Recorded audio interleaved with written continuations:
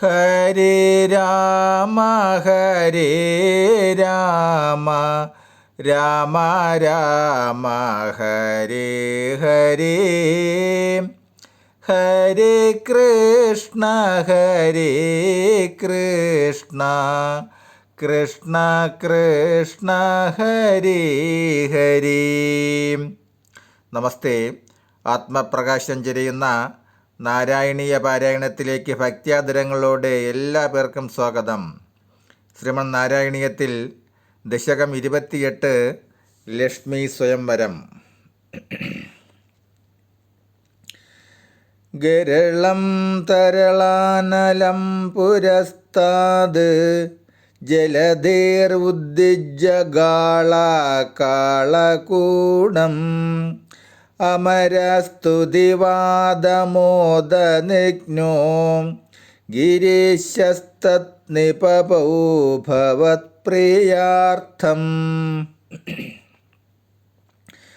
ഗരളം തരളാനലം പുരസ്താത് ജലധീർ ഉദ്ദിജ്ജഗാളകാളകൂടം അമരസ്തുതിവാദമോദനിഘ്നോ ഗിരീശസ്തത്നിപപൗ ഭവത്പ്രിയാർത്ഥം.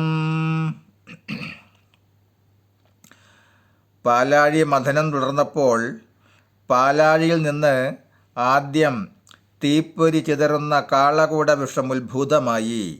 അത് കണ്ട ദേവകൾ സംഭ്രാന്തരായി ശ്രീ പരമേശ്വരനെ സ്തുതിച്ചു. ആ സ്തുതി കേട്ട് സന്തുഷ്ടനായ മഹാദേവൻ ആ വിഷം ഭഗവാന്റെ പ്രീതിക്കായി പാനം ചെയ്തു. വിഷം ഭൂമിയിൽ വീണാൽ നാശം നിശ്ചയമാണ്. അതിനാലാണ് ഭഗവാൻ ശിവശങ്കരൻ പ്രപഞ്ചരക്ഷാർത്ഥം ആ വിഷം ആഹരിച്ചത്.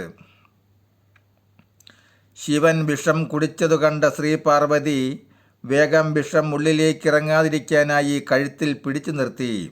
അപ്പോൾ അത് പുറത്തേക്ക് വമിക്കാനായി ആഞ്ഞു. ഉടനെ വിഷ്ണു തുപ്പാതിരിക്കാനായി വാ പൊത്തി. തുപ്പാനും വയ്യ ഇറക്കാനും വയ്യ എന്ന പരുവത്തിലായി അദ്ദേഹം. ഒടുവിൽ ദേവി മന്ത്രാക്ഷരം ചൊല്ലി ആ വിഷം ശിവൻ്റെ കണ്ഠത്തിൽ തന്നെ ഉറപ്പിച്ചു. അത് 3 വരയായി അവിടെ തന്നെ തങ്ങി. അന്ന് മുതൽ പരമേശ്വരൻ നീലകണ്ഠൻ എന്ന് വാഴ്ത്തപ്പെട്ടു. ശ്ലോകം 2.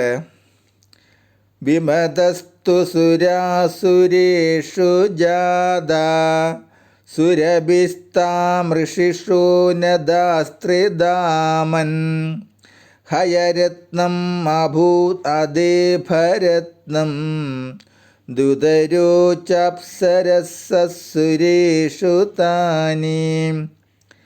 വിമതസ്തു സുരാസുരേഷു ജാതാ സുരഭിസ്താമൃഷിഷു നദാസ്ത്രിദാമൻ ഹയരത്നം അഭൂത് അദേഭരത്നം ദുതരോചപ്സരസ്സുരേഷു താനി. അതിനുശേഷം പാലായിൽ നിന്ന് ഉച്ചൈസ്രവസ് എന്ന കുതിര, ഐരാവതം എന്ന നാൽക്കൊമ്പനാന, കൽപ്പവൃക്ഷം എന്ന വൃക്ഷം, അപ്സരസ്സുകൾ ഇവയെല്ലാം ദേവകൾക്ക് കൊടുത്തു. ഇന്ദ്രൻ അതെല്ലാം പരിഗ്രഹിച്ച് ദേവലോകത്തെത്തിച്ചു. ഭാഗവതത്തിൽ പറയുന്നു, ഇവ കൂടാതെ ചന്ദ്രക്കല്ലും കൗസ്തുഭരത്നവും ഉണ്ടായി. അതിൽ ചന്ദ്രക്കല മഹാദേവനും കൗസ്തുഭരത്നം വിഷ്ണുദേവനും പരിഗ്രഹിച്ചു എന്ന് ഭാഗവതത്തിൽ പറയുന്നു. ശ്ലോകം 3. ജഗദീശ ഭവത്പരാതദാനീം കമനീയാ കമലാ ബഭൂവ ദേവി അമലാ അവലോക്യയാം വിലോലഃ സകലോ അഭിസ്പൃഹയാം ബഭൂവ ലോകഃ. ജഗദീശ ഭവത്പരാതദാനീം കമനീയാ കമലാ ബഭൂവ ദേവി അമല അവലോക്യയാം വിലോലഃ സകലോ അഭിസ്പൃഹയാം ബഭുവലോകഃ. ഈ ശ്ലോകത്തിൽ ലക്ഷ്മി ദേവിയുടെ അവതാര വർണ്ണനയാണ് വിവരിച്ചിരിക്കുന്നത്. ജഗദീശ്വര ഗുരുവായൂരപ്പ, അങ്ങയിൽ അനുരക്തയും അതിസുന്ദരിയുമായ ലക്ഷ്മി ദേവി ആവിർഭവിച്ചു. പരിശുദ്ധയും ദോഷരഹിതയുമായ ആ ദേവിയെ കണ്ടിട്ട് എല്ലാവരും മനസ്സിളകി മോഹപരവശരായി. ലക്ഷ്മി ദേവിക്കപ്പുറം ത്രിലോകത്തും ഒരു സുന്ദരിയും ഇല്ല തന്നെ. നമസ്തേ. ബാക്കി ഭാഗം തുടരും നാളെ.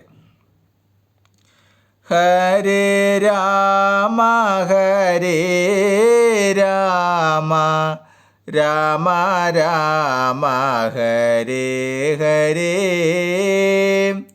ഹരേ കൃഷ്ണ ഹരേ കൃഷ്ണ കൃഷ്ണ കൃഷ്ണ ഹരേ ഹരേ, ഹരേ രാമ ഹരേ രാമ രാമ രാമ ഹരേ ഹരേ, ഹരേ കൃഷ്ണ ഹരേ കൃഷ്ണ കൃഷ്ണ കൃഷ്ണ ഹരേ ഹരേ.